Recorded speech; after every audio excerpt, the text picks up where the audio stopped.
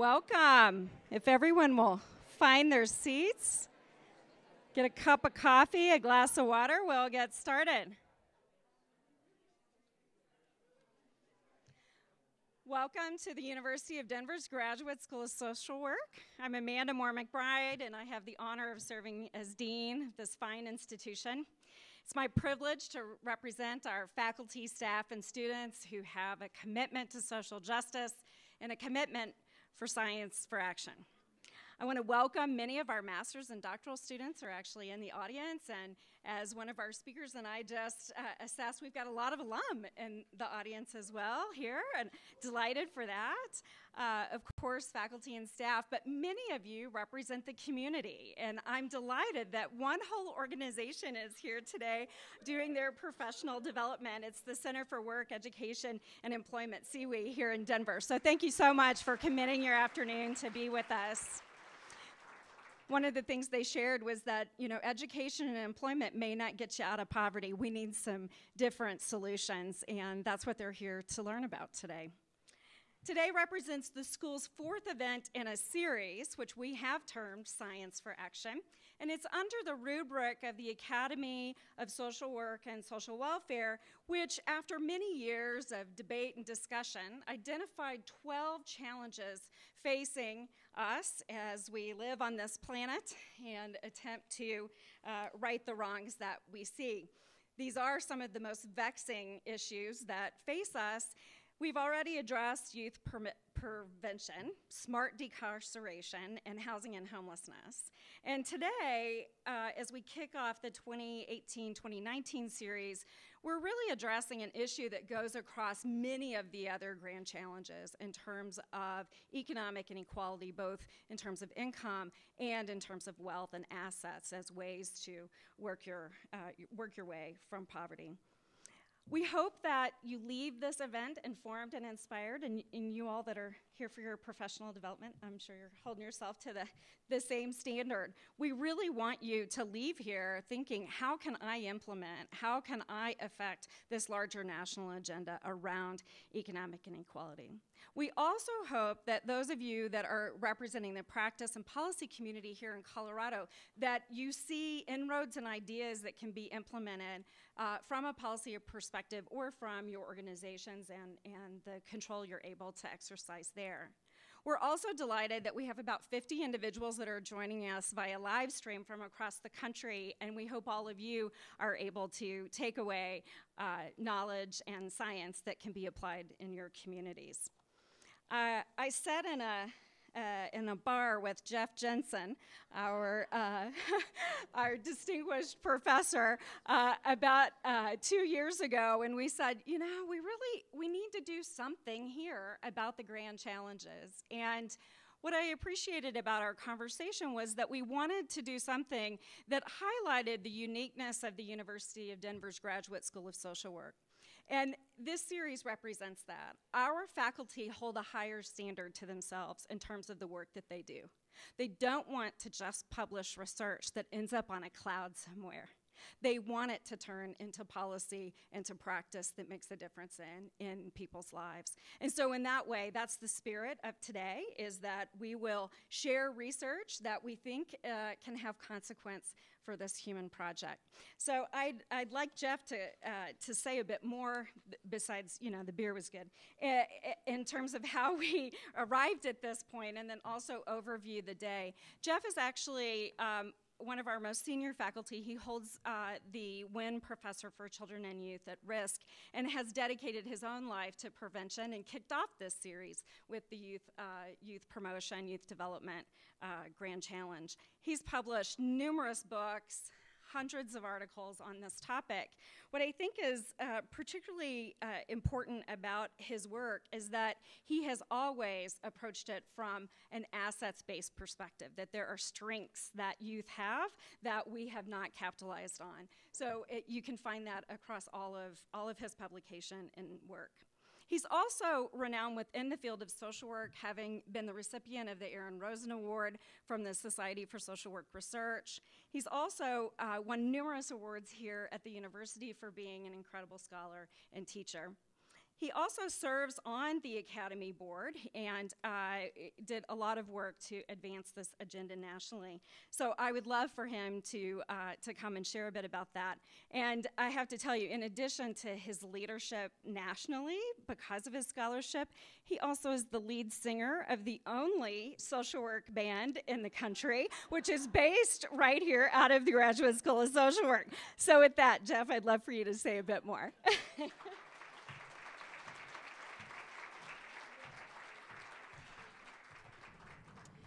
All right, thanks very much, Amanda. Hope I can live up to all that. Goodness sakes, especially sitting in the bar room. We do some of our best thinking, I guess.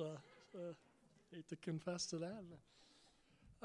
Let's see, I wanted to also extend my welcome along with Dean McBride's to this afternoon. I think you're in for a real treat with some really great people that we brought in from at the national level, and also some great people working on these issues at the local and state level. So Amanda said a bit about this series. We're really excited about it. We've had great participation in the 3 that we've done, and today's no different. And we'll be streaming this. We are streaming this live as well. So welcome to those joining us from afar.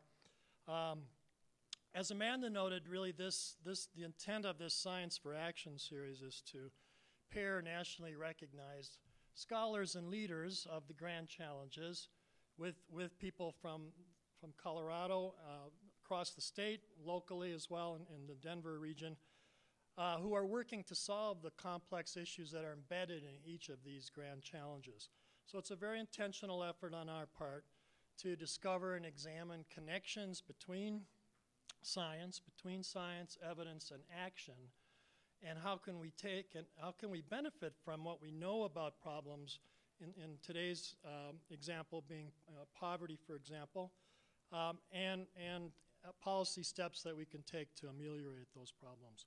So that's been kind of that is our focus of this Science for Action event. So I hope you leave today with increased knowledge of the problems that we're all addressing here collectively, and also to develop and think about developing new partnerships that might be important for the work that you do and might be impactful in the work that you do.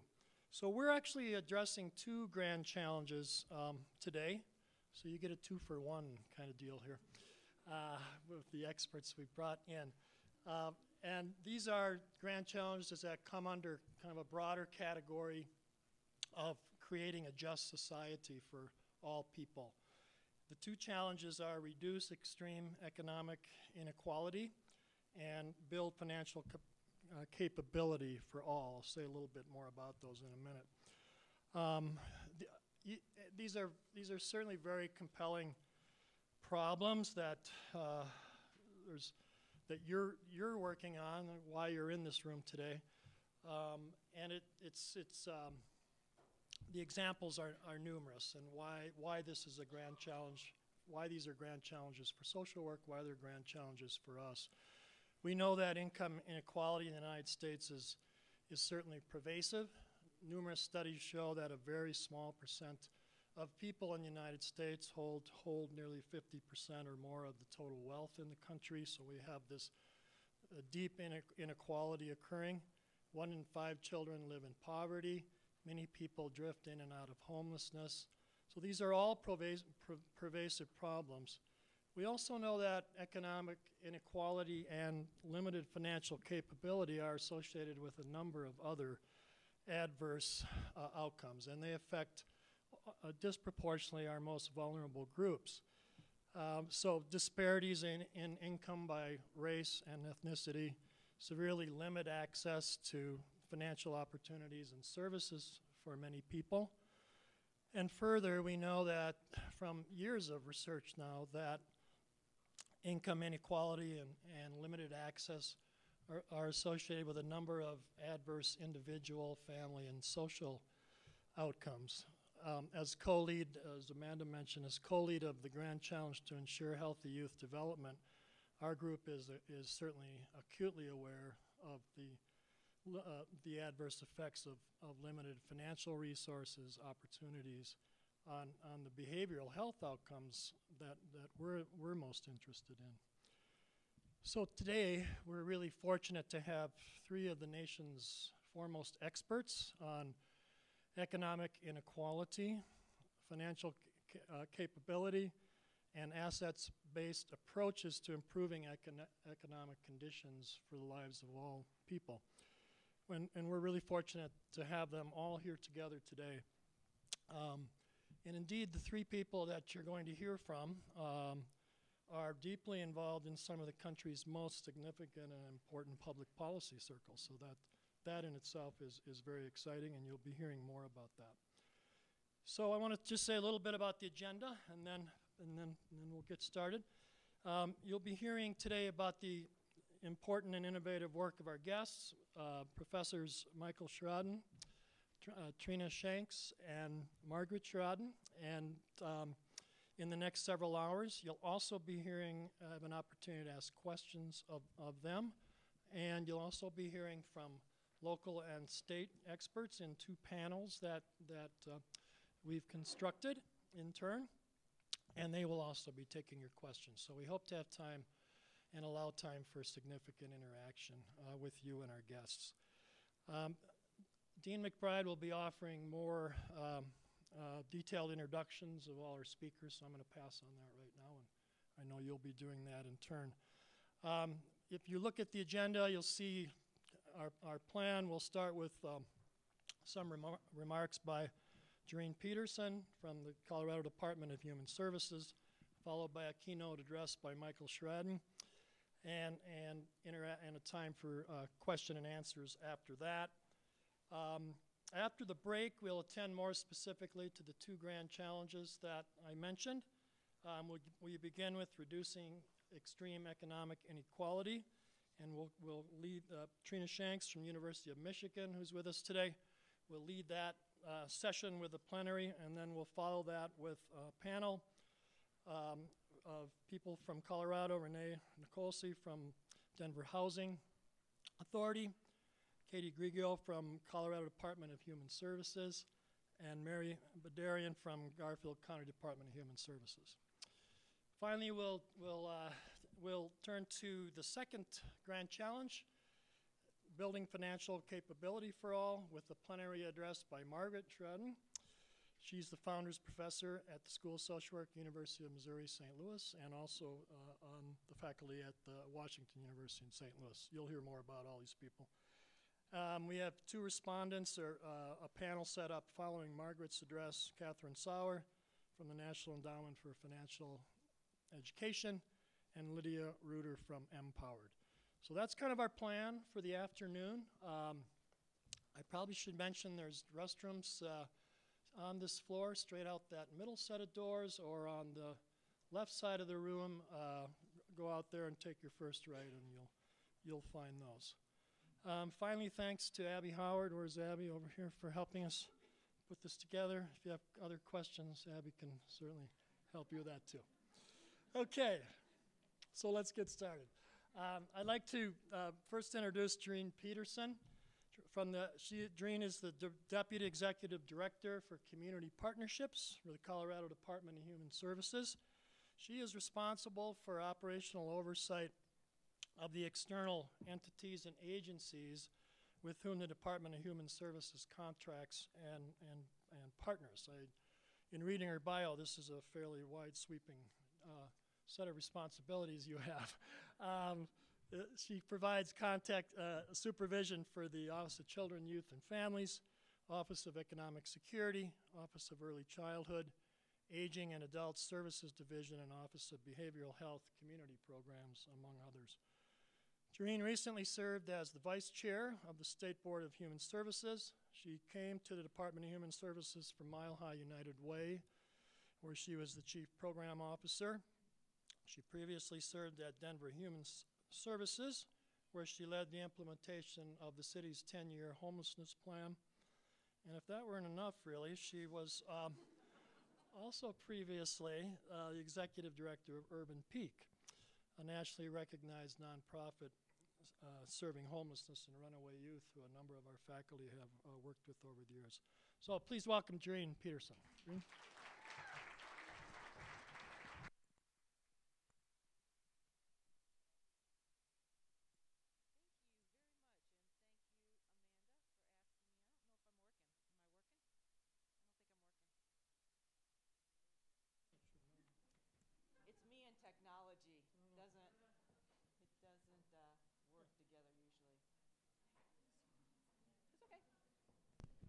Oh, hit the button. Here you go. Okay. Okay. So thank you very much, Dean McBride, Amanda. I just want to say thank you to you.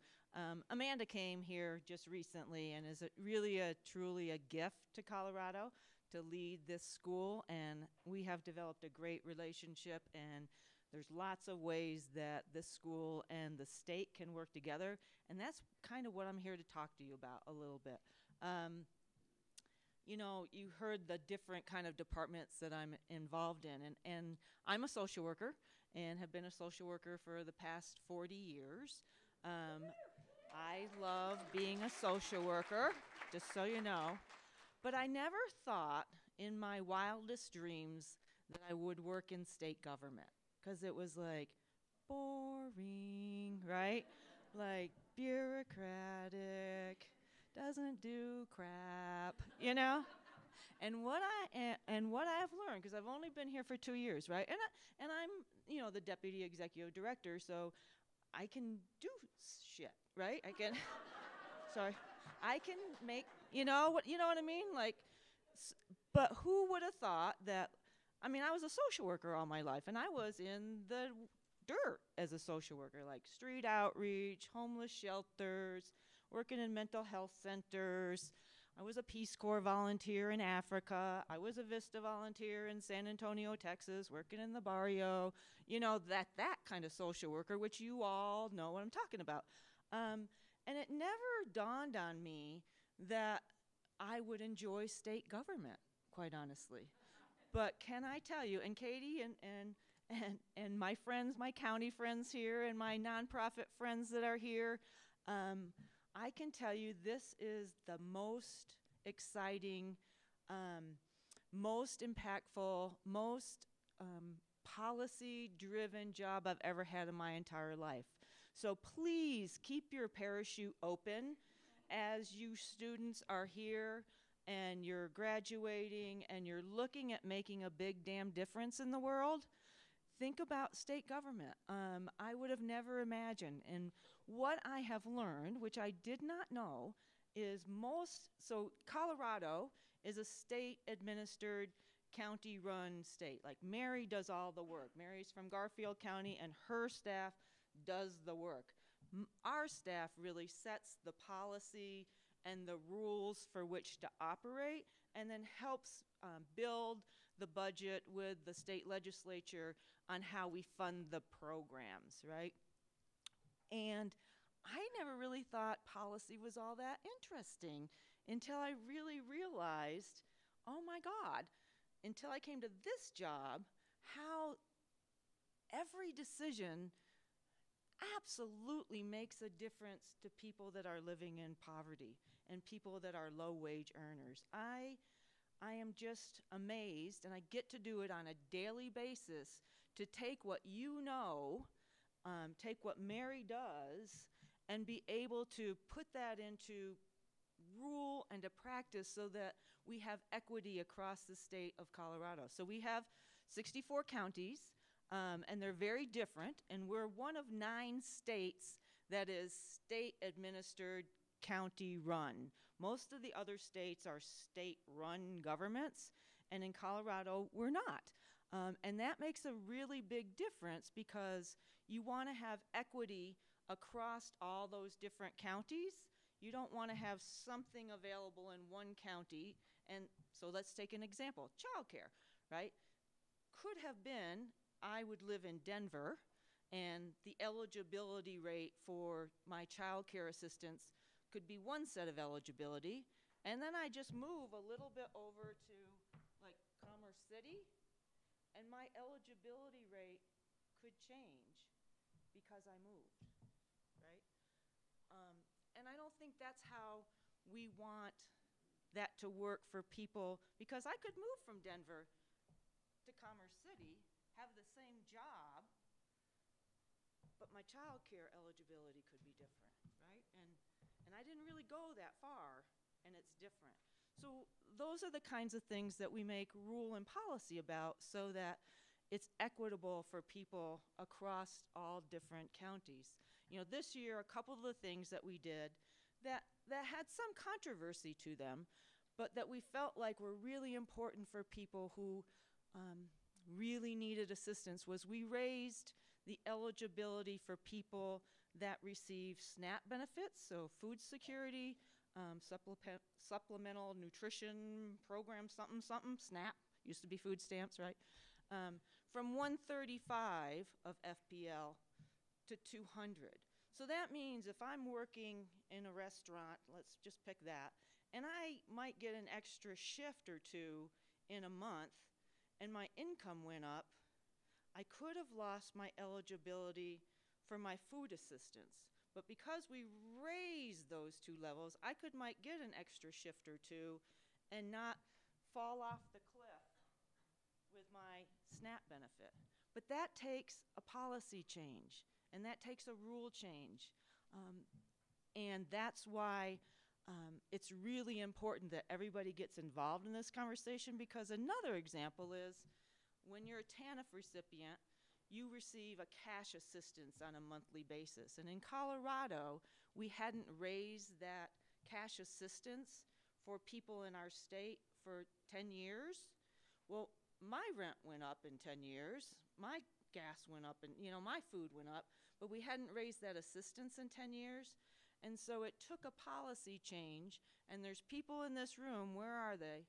Stevie, there's people in this room that came to the State Human Services Board and testified on that rule change.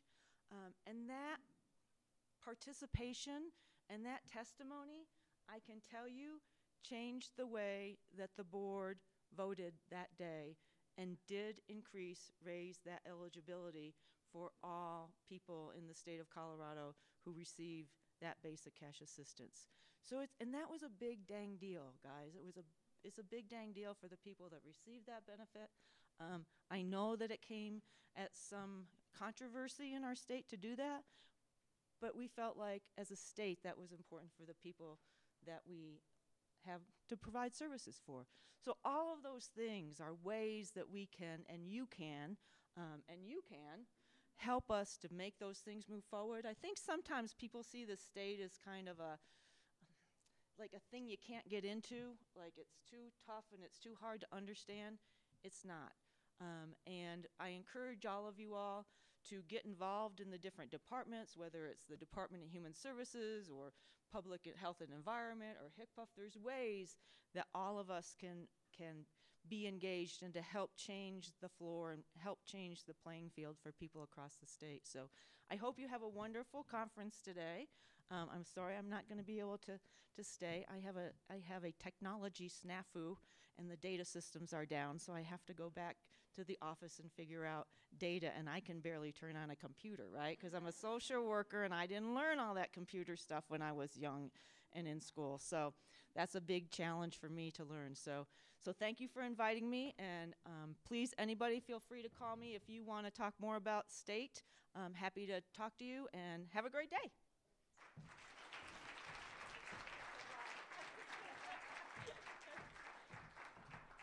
We're so lucky to live in a progressive state that's got social workers as leaders within it, right? We did just have a class, an MSW class come in, and I hope that you heard a career path there where you can have demonstrative impact.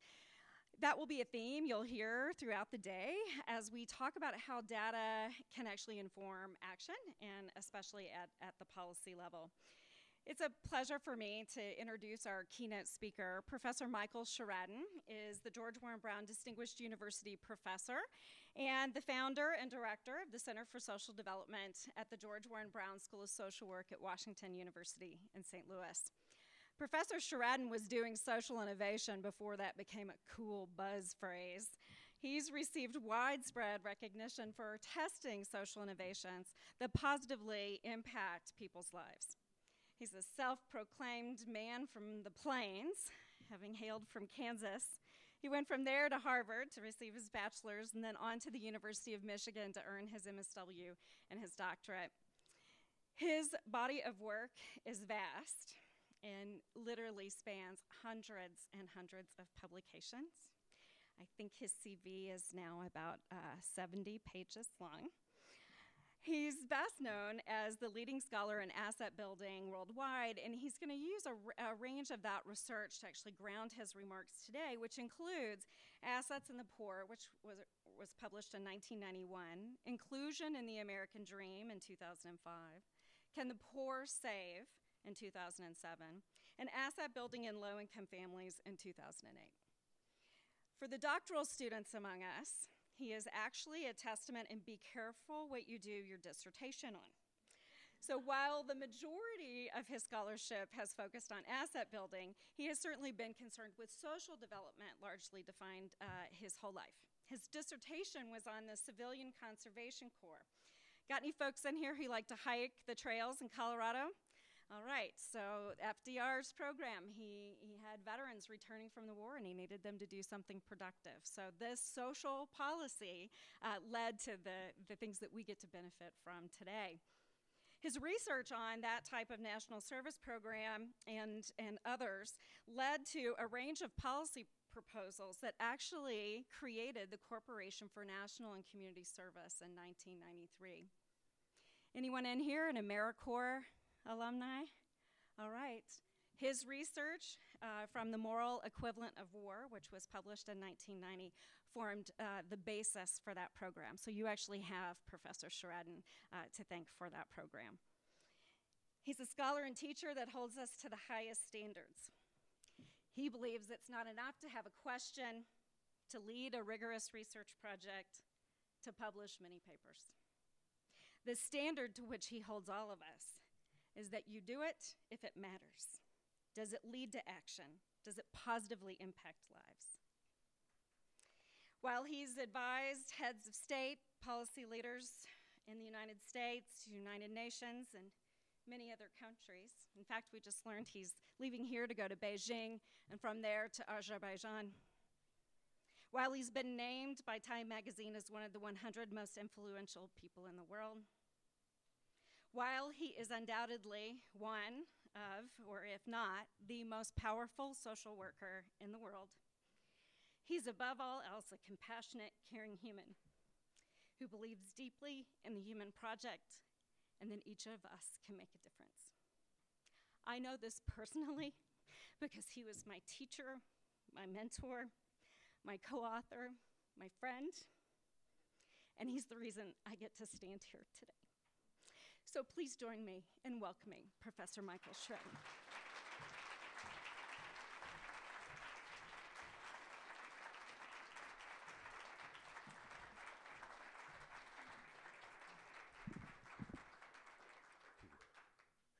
Take me a moment to recover from that introduction. Thanks, Amanda. It's a great pleasure to be here. As you know, you have a very energetic dean with real leadership qualities, and I know Amanda very well, as you just indicated, and really was a great she's been this way since she was born, I think. Great doctoral student, and energetic, visionary, and doing such a wonderful job here at Denver University of Denver, I should say. My pleasure to be here to speak about the Grand Challenges. I am on the executive board of the Grand Challenges. The last time I was in this room was a couple years ago when James Herbert was the dean here, and he's on the executive board. So we had a meeting in this room about the Grand Challenges, and my topic today is about promoting economic inequality and equality and financial capability. I'm just going to introduce this, and I like very much the theme here, science to action. As Amanda indicated, I think the action part is an equal partner in that phrase. So we're going to talk about doing good science, and we have to do good scholarship, but for a purpose, for an applied purpose. And I'm a social worker, so that means that it's work. That means there's action in the world. So that's the perspective today, and I guess my keynote address is here in very fancy format. Thank you very much. Okay, so I'm going to talk about two of the grand challenges for social work: reduce extreme economic inequality and build financial capability and assets for all. As Amanda and Jeff mentioned, these are 2 of the 12 grand challenges. I'm going to talk about both using the example of child development accounts, which is asset building work. I don't know how this happened, but both of these grand challenges recommend child development accounts. So, lo and behold. So in a way, this ties these 2 together in a helpful way. So this is the grand challenges for social work. As Jeff mentioned, is a national project by the American Academy of Social Work and Social Welfare. The beginning of the grand challenges is the concept that social is fundamental, and I'd like to take just a moment to talk about that with you. We are in the United States a little skeptical of this word social. It sounds a little like socialism, or it's not popular language. But it turns out that humans are enormously social as a species, and in fact, it's the sociality of humans that has led to this species becoming so dominant. I mean, we dominate everything now in the world. We would like to believe that's all for good. It's actually a little dicey at the moment how much we do dominate, and dominate in a way that we're so successful at competing against other species, and then competing against and using up resources, and no need to go into this kind of challenge. Humans are an adventure for the planet. But the reason we're an adventure is because we're social. So the rhetoric of individualism and entrepreneurship and great thinkers is actually based entirely on social structures that are created. And entrepreneurship doesn't occur without systems of rule of law, protection of contracts, knowledge resources that are available. Great thinking doesn't occur without the great social structures that we're in here, structures for education and research that can facilitate that kind of thinking and building knowledge and accumulating that knowledge and passing it on to other people and to next generations. These are just fundamentally social constructions, and social work is based in this. I want you to think about social work being based in this fundamental reality. So the issues that we face in this world are not all about fixing individuals or individuals achieving something. They are about social relationships working well among people, in families, in communities, and in institutions. And that's work that we should be proud of. It's fundamental, and it's also requires work. And the work part of it here is important as the social part. None of this social stuff happens successfully without a lot of work. And so I would like you to think a little bit larger about your profession, that this is way more than, we're going to help some people who are a little bit downtrodden, or we have good intentions and we're going to care about people who might need something. This is work of society that makes society successful and makes, as much as possible, all people reach their potential. And of course, this is a big challenge every day. All of you are out in the field. This is not easy work, but it's work that can be informed by knowledge and can be put in place. And we have demonstrated over and over that positive achievements are possible. So that's actually that was the first working paper in Grand Challenges for Social Work. The second working paper is called Grand Accomplishments for Social Work, and I want you to pay attention to this also. So this is like, because social innovation is the pathway to human well-being and development, social work has a very impressive evidence-based history of policy and practice innovation. So this is the profession that we find ourselves embedded in. So just some examples. This working paper details some of these accomplishments. So social workers during the last century, literally created or were primary drivers in creating child welfare, everything related to child welfare, women's suffrage, decarcerations. By decarcerations, I mean getting people out of institutions. Another way you can think about that is increasing freedom. We social workers one of my favorite examples is that the 1909 White House Conference on Children, which social workers organized, Teddy Roosevelt was president, social workers decided to get children out of orphanage care. And it was a peak orphanage care in the United States. There were hundreds of thousands of children in orphanages. And social workers made a decision to do outdoor relief. Outdoor relief is like income support for people who are not in institutions. Before that, social workers had actually been drivers of getting people out of poorhouses, right? So we had this long history of freeing people from these institutional incarcerations. There's no other way to describe that. And making life outside of institutions possible, increasing freedom for people who are poor, for children. We later were very instrumental in doing that for people who were in mental health institutions. And today, and you had one of your grand challenges here, I think Carrie Pettis Davis was here, and maybe Matt Eberson, I'm not sure, but they are the leads in the Smart Decarceration Grand Challenge, which is working on getting people out of prisons. So social workers have more than, this is important for you to know. Social workers, more than any other profession, have driven getting people out of these institutional settings. Now, this doesn't happen without a lot of additional difficulty, right? It's not as if you can just deinstitutionalize large populations and nothing else happens. So things do happen. Problems have to be solved continually. We think about outdoor relief. There was some first aid to mothers with dependent children. Mothers' aid laws in the teens led to these kinds of policies. Today we call this TANF. It's not a popular policy. People, doesn't work perfectly. People object to it. But what you have to keep in mind is these kids are no longer incarcerated. And that's a really important thing. So it might not be perfect. None of these things really is ever perfect, but things can improve over time, and that's the work of social workers. So I could go on a long time about this. So also labor protections, also social workers are primary drivers of the Social Security Act in 1935. Frances Perkins was the first Secretary of Labor who was a woman, first cabinet member who was a woman, social worker.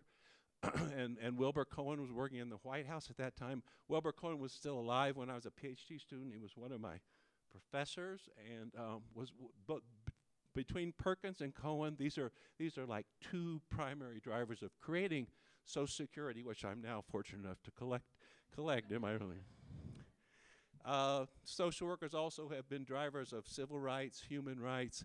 Service and civic engagement was mentioned here, and there's a newer one. Your dean is a national leader in doing service and civic engagement work and making it a primary area of social work practice. So this is actually a very short list, but I want you to understand that the people before you in social work have made these huge changes. So I think that's important in thinking about the grand challenges because the grand challenges are like these. We're looking at the innovations that if we wait, another century from now, people may be standing in this room saying, "Well, what happened in the 21st century?" And this list of things on the grand challenges might be on that list, or at least we have the opportunity to try to put them on that list. So the grand challenges attempt to tackle some of our toughest social problems, spur social innovation informed by evidence, and it's ridiculously bold, to think, oh, well, we can tackle these huge grand challenges. But if you look back, you understand that this is what's happened. It's like they're bold things happened in the last century, and bold things can happen in the next century. So that's what this work is about. No need to read all of these slides, so go on. This work also very transdisciplinary, interdisciplinary, and social work has always been a very interdisciplinary field, so we work a lot. Depends on the work. Some of us work more with psychologists, some more with economists, some more with engineers and all kinds of other fields, with law. So, but this kind of social work is embedded in the transdisciplinary world, and we always have been, and we should assert that also as a strength. So the criteria for grand challenges for social work are to have an amenable analysis that's amenable to its assessment and improvement, to a demonstrable progress achievable within a decade, cross-section interdisciplinary collaboration, and significant innovation. And a key theme in the grand challenge is measurable impact. So can we get to impacts that we can identify? So the selection of the grand challenges was open to everyone. We did and advertised. We did welcome submissions. The 12 that we selected are, I think, great grand challenges. They aren't the only possible ones, and some we're trying to tweak a little bit to cover additional areas that we think we probably didn't cover as well at the start. But the effort was made to cover them. So the 12 grand challenges are to ensure healthy development of all youth, to close the health gap, to stop family violence, to advance long and productive lives, to eradicate social isolation, to end homelessness, to create a social responses to a changing environment, and every year that goes by seems to be more rapidly changing environment, to harness technology for social good, to promote smart decarceration, to reduce extreme economic inequality, to build financial capability for all, and to achieve equal opportunity and justice. So these are pretty bold ideas. They're big ideas, but again, if you look back at what's happened in the last century, maybe not so crazy that we go after them. And I think that's a theme that underlies this work. So each grand challenge has a network of leaders that's formed and growing. Each grand challenge has one or more working papers with issues and evidence. Each grand challenge has a policy brief. These were organized by a grand challenge policy conference, which we held at the Brown School at Washington University in 2016. And there's a growing body of conferences, publications, policy development, and practice innovations. This is very alive. It's not. We all, and those of us working in the grand challenges are always being pretty self-critical. We could do a lot more, but a lot of important work is happening. So today we're going to focus on 2 grand challenges, and I'm not going to talk much about these because you're fortunate to have two of my excellent colleagues. Trina Williams-Shanks is going to talk about reverse extreme economic inequality, and Margaret Sheridan is going to talk about financial capability and asset building for all. So each of these grand challenges is summarized in one or more working papers, and you can find them on the Grand Challenges website, and other resources, other information about them. There have been so many conferences and so many publications beneath each of these grand challenges. Okay, now I'm gonna use my remaining few minutes to talk a little bit about child development accounts. I'm gonna be mindful not to go too much over my time. So child development accounts is an idea. Someone mentioned earlier. We're in an economic transformation, going in the information age. The social policies that we have were designed for an industrial age, really.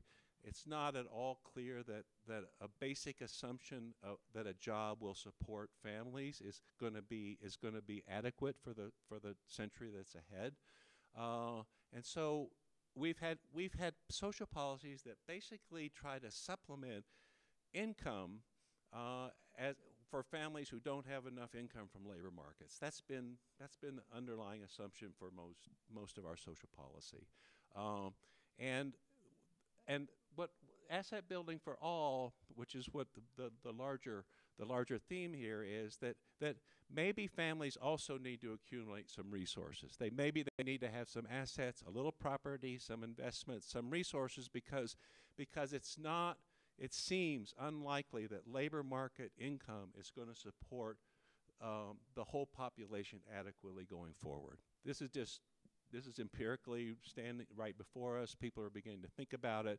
Those of you who are a lot younger than I am are going to be living, working your careers, trying to figure out these transformations. And I think it's really important that be approached with an open notion about innovation and what might be possible. And one of the things to consider is building assets for everybody beginning early in life. So we've started on that project. And I'm going to talk to you about child development accounts, first research lessons, and CDA policy design. I want to use this example to illustrate what I hope is one of the examples from the Grand Challenges, which is science to action. So we implemented a very large experiment called Seed for Oklahoma Kids. We randomly this is pure. Excuse me, pure scientific design. We randomly assigned to a full population across the full state of Oklahoma an account for treatment kids and a similar number of control kids. We did that 11 years ago. We've been running this experiment for 11 years, and we've learned quite a few things. So it's a test of a full population. This is really uncommon in social research. It's also the test of a policy structure. So we're not testing just if you do something, can some individuals be better off? We are asking that question. We're also asking, can you put this policy structure in place so it's successful and sustainable? That's what I would call the policy research side of this. But in social research, asking this question is really fairly uncommon. But I would like to suggest that it's the essential question to ask for building policy. So, and the results of this kind of research can inform an inclusive asset building policy starting with children. And at the same time, we're demonstrating the vehicle to do that. So we don't have to ask at the end of this research, oh, well, how will we do that? And unfortunately, that's a really common question in applied social research. This seems to work for people. How will we do that? So I'm putting out the challenge to you to ask that question at the beginning, not after you get your research results.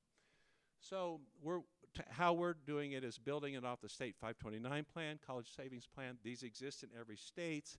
We've learned in this work over the years that if you can alter an existing policy, and you're in a lot better shape than if you want to implement a whole new policy. Probably many of you are wiser about that than I was. We promoted individual development accounts. At the time, I had no idea what that meant as a policy. No such policy existed. And it turned out to be that was a pretty significant impediment. We were successful in implementing individual development accounts. There's still some in the country. People like them. The results are good, but there is no way to get from there to a national policy or a larger scale policy. So with this strategy for child development accounts, we started with a policy that we could tweak. This is a really important policy lesson. So adjust in a policy if you can. So we can create a savings plan where we coordinate state agencies through the 529 plan. We can do automatic account opening. We can subsidize with incentives. We get efficiencies of scale, low cost, and sustainability. We can include small balance accounts with large balance accounts. This is essential for sustainability. Financial institutions will not hold a bunch of small balance accounts that they're not making a profit on. They will not seek those accounts, and they won't hold them for long.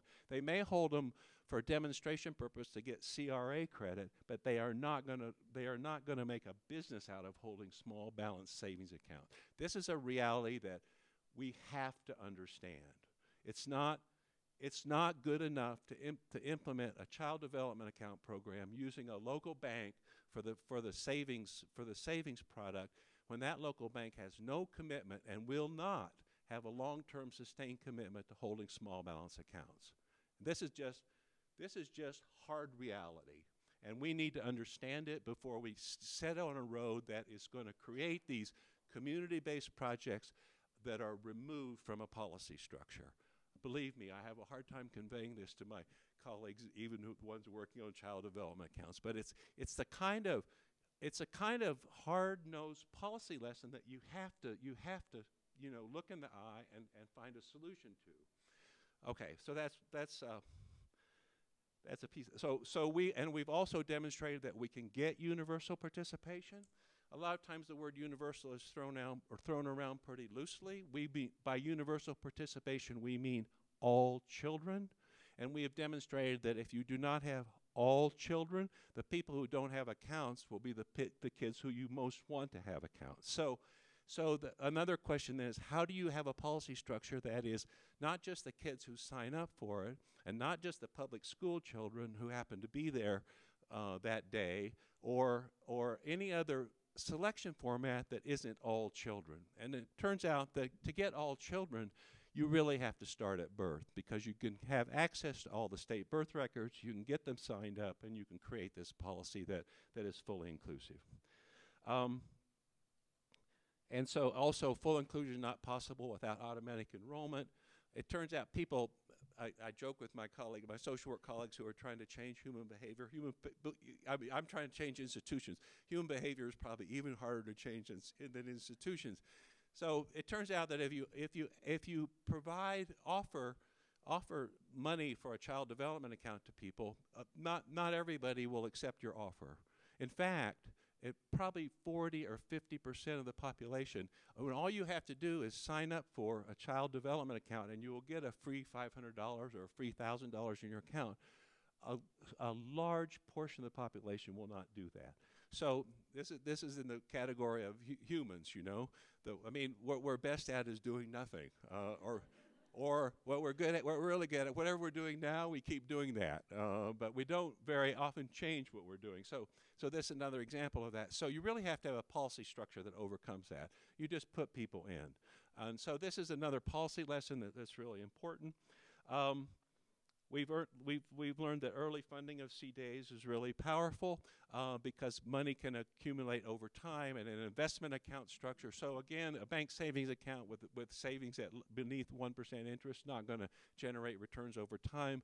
But with a 529 structure, children can be exposed to equity investments which are not doing that well during the last week, but have over time done very well.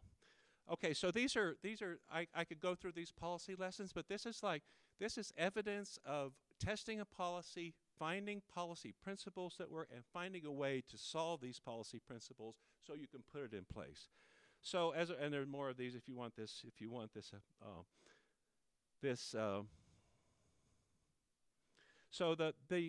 And also we've done a I'm sorry I had to rush through here, but we've done also a lot of research on what happens to the kids and families, and as a short summary, the kids and the families are a little better off in the treatment group. The kids have better social, these are empirically tested, they're statistically significant. The effect sizes are I don't want to exaggerate, but they're not trivial effect sizes. They're effect sizes, comparable to what we get in Head Start programs and other early childhood programs. So the kids have better social emotional development. The parents have a better outlook for their kids' educational attainment.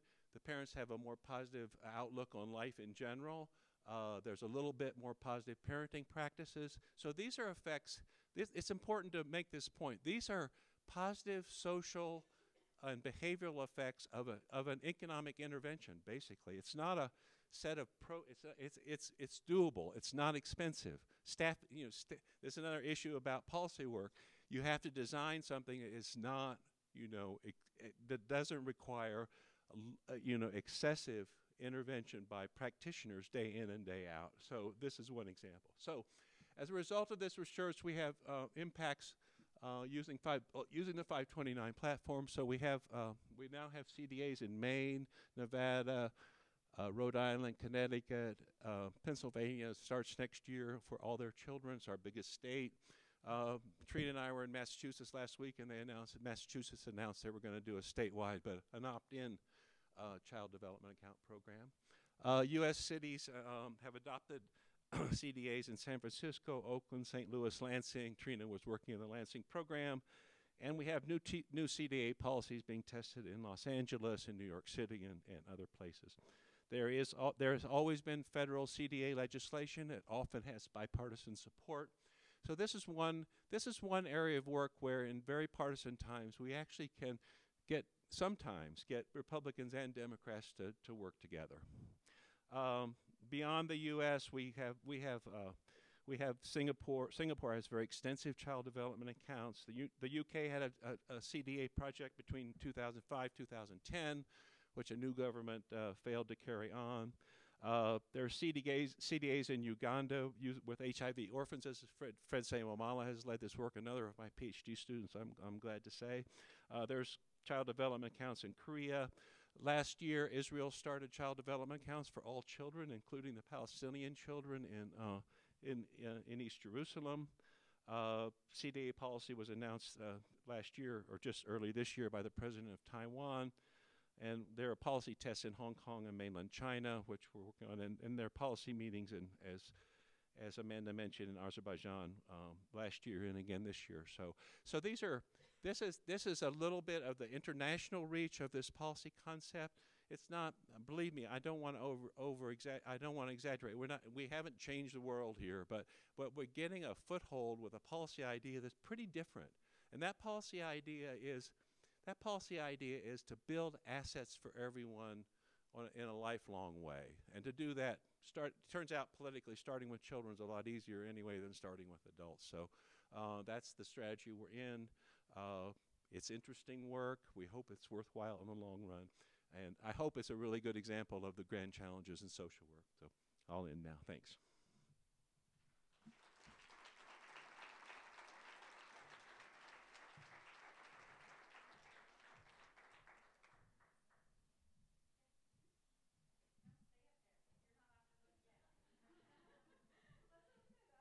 Conversation, and we want to be as inclusive as possible, recognizing you may not want to raise your hand, but you can pull out your phone and actually text your question. So of the agendas that are on your table, please reference those. And for folks online, recognizing you can text GSSW events to 22333.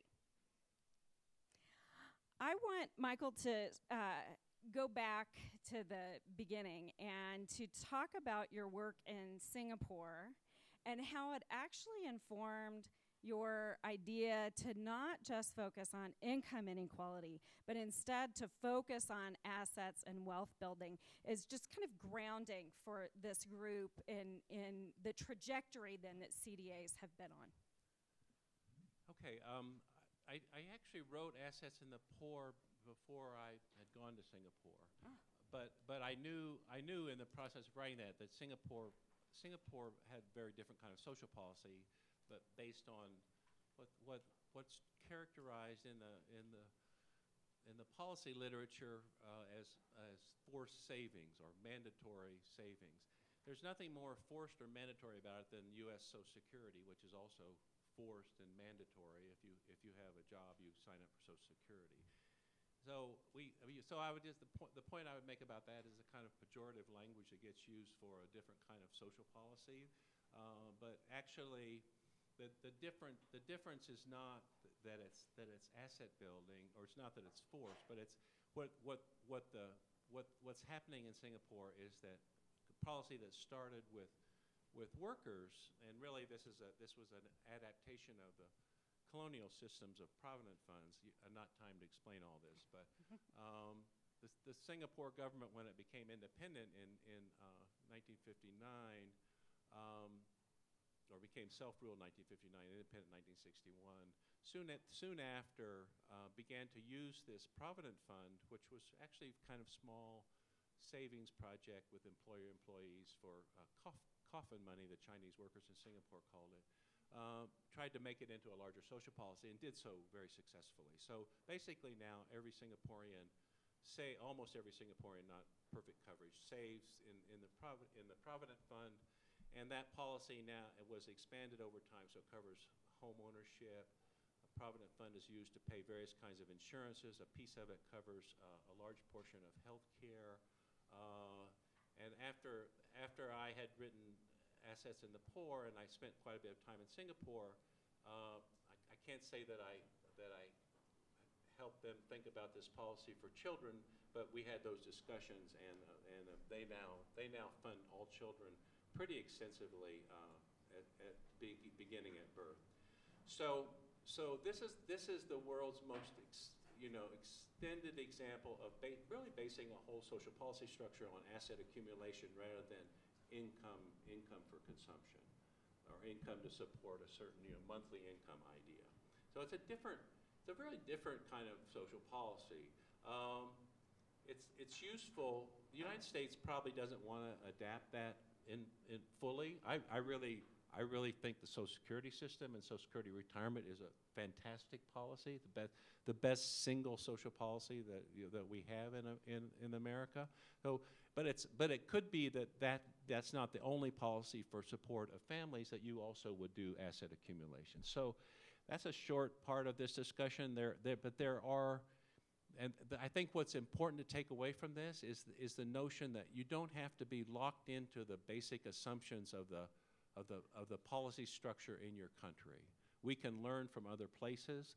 A lot of time, let's face it, the United States has been pretty arrogant about learning from other places. We think we do everything pretty well, and we don't really think we have that much to learn from other people. But we'd probably be a little more constructive if we're in these discussions where maybe they can learn from us and maybe we can learn from them. Yeah. I'm going to turn the mic over to someone in the audience. Question or reflection? Yeah. Good afternoon.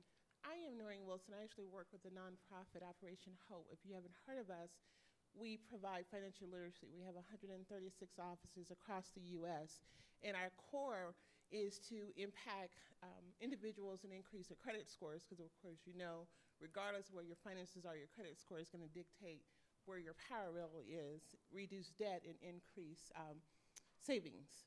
So when looking at the policy that you had in Oklahoma, my question for you is, you said a large percentage did not contribute to the $500 that was awarded.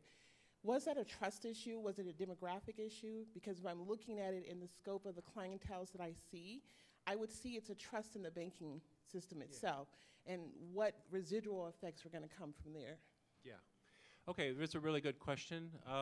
There are historical reasons why African Americans have not trusted banking systems in America. Even post-slavery, the failure, the economic crisis in the 1880s, and the failure of the Freedmen's Bank. There's just a long history of it took decades after that before practically any African American would go near a bank, and we really haven't recovered from that history yet. So there's also reasons why Latinos in America will not use banking services, and the story for Native Americans is even more egregious in many ways. I mean, their property basically taken from them, and so this is a really important question.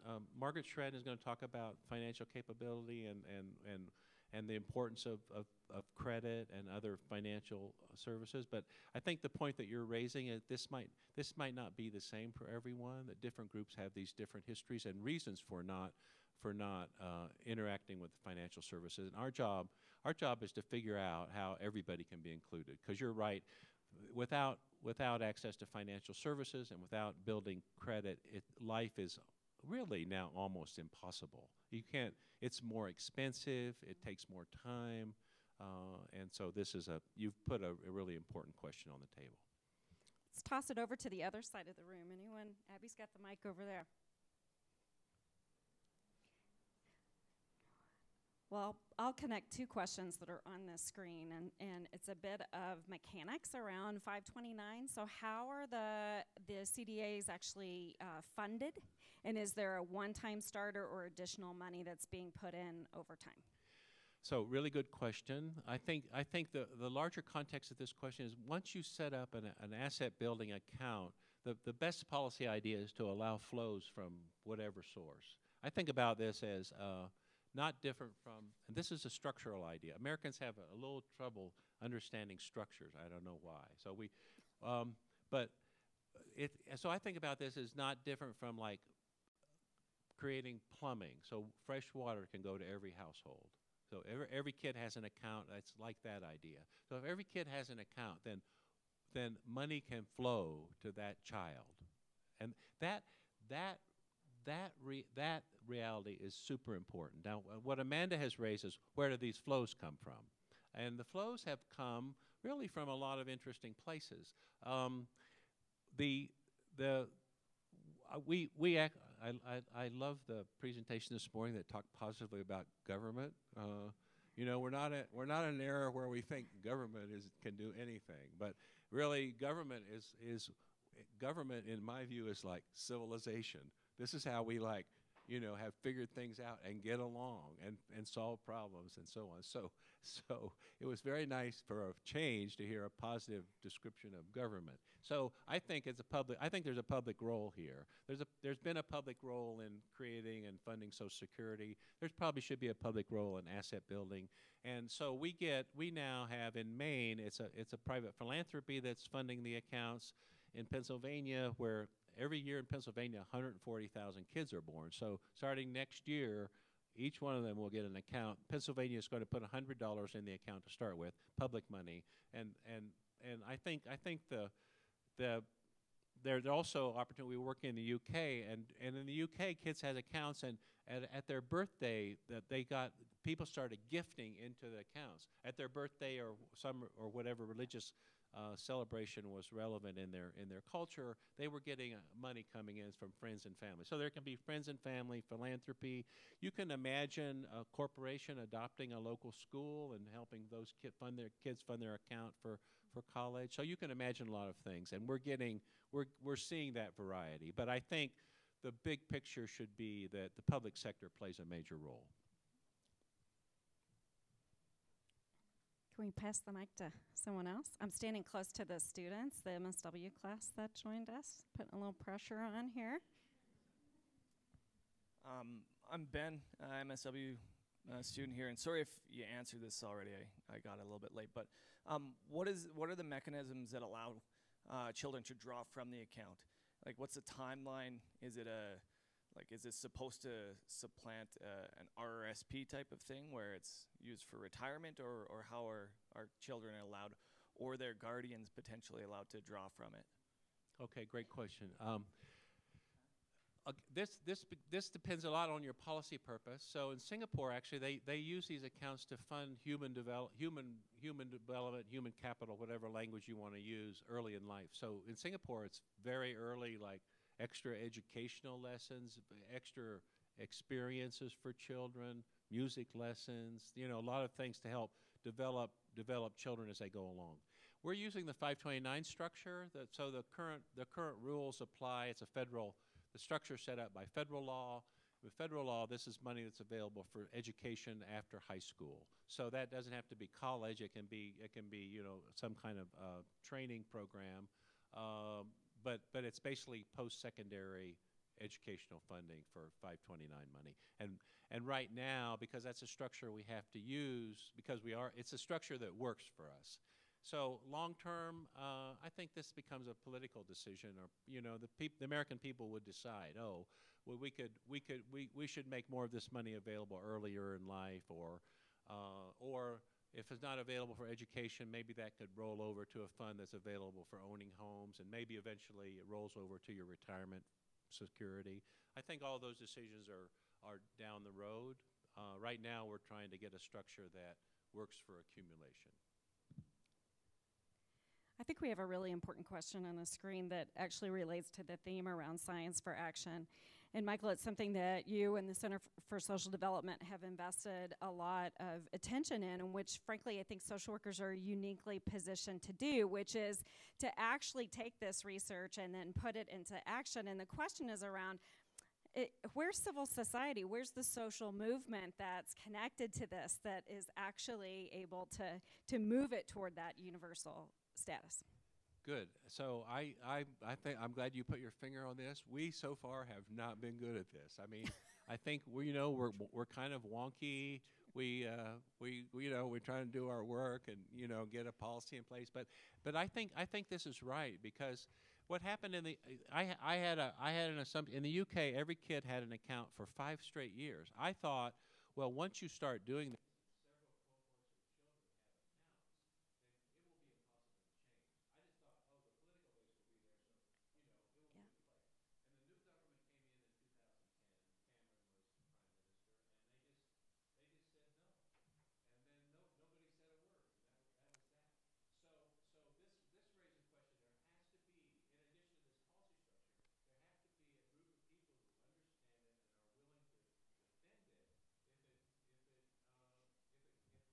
an attack, or in the situation we're in the U.S., are willing to support expanding of it so every kid can eventually have an account.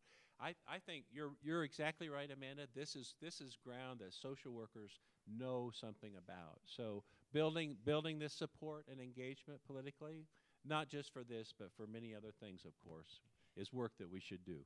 And in that way, I think Michael has probably underestimated the impact that CSD has had actually in developing a social movement around this. And when you look at the work over time and the connections to networks of organizations, it's really at that grassroots level that you need those voices to rise up to put that kind of pressure. And this example that in the UK, no one said anything. Well, we need to say something. Michael, I'd like for you to just offer closing comments, maybe a charge to the social workers in the room. I think I've given too many editorials already today, but I think you can see that I think the work you do really matters. I think this is basic to the country. It's not, and I want social workers to adopt this position. This is not just helping. This is building the country. This is building your communities and families and the institutions that we're going to need to carry on. And the challenge is, it's a divided society sometimes. Right now, more divided than in a long time. And we will not do well with these divisions. So our job is, including everyone, bringing everyone in, developing all of our people. And that's something we can take pride in, and we can, through a little science and a little action, make some positive progress toward. Thank you. Thank you so much for being here.